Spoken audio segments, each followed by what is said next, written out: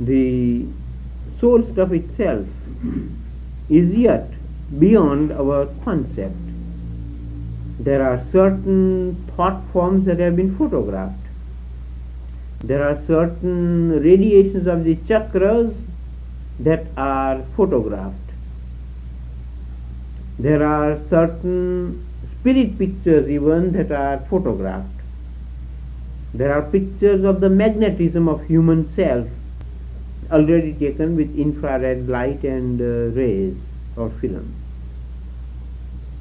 But the soul consciousness stuff is still far deeper and far, far sensitive, far, far delicate, yet to be either photographed or any scientific comprehension to be arrived at. How thick it is, how thin it is, how big it is, nobody knows. My concept is that it is billionth part of a pinpoint. But in that billionth part of a pinpoint are the scrolls and memories and adventures and events and romance and experiences of thousands of years and many, many evolutions of your soul self.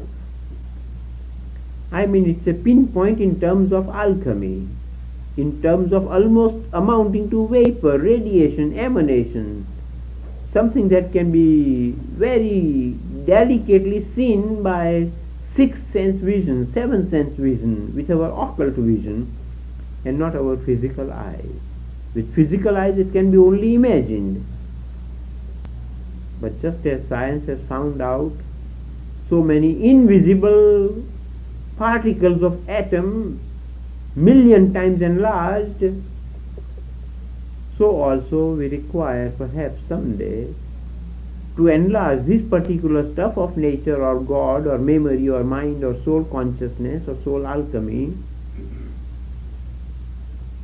to be enlarged billion times and then analyzed and broken up into different parts and particles. That this particular part deals with man's life in adventure and romance, and this part deals with love, and this part deals with his profession, and this part deals with his charity and kindliness and other generosities, and this part deals with his spirituality and aspiration, and so on.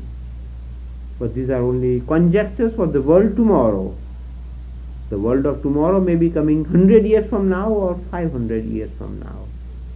But as we are making the progress, as we are breaking up the atmosphere and the cosmic conditions and phenomena that surround us, so delicate, so small, so in the like manner we will break up someday the scrolls, invisible scrolls of eternity associated with our life and individual life and humanity collectively.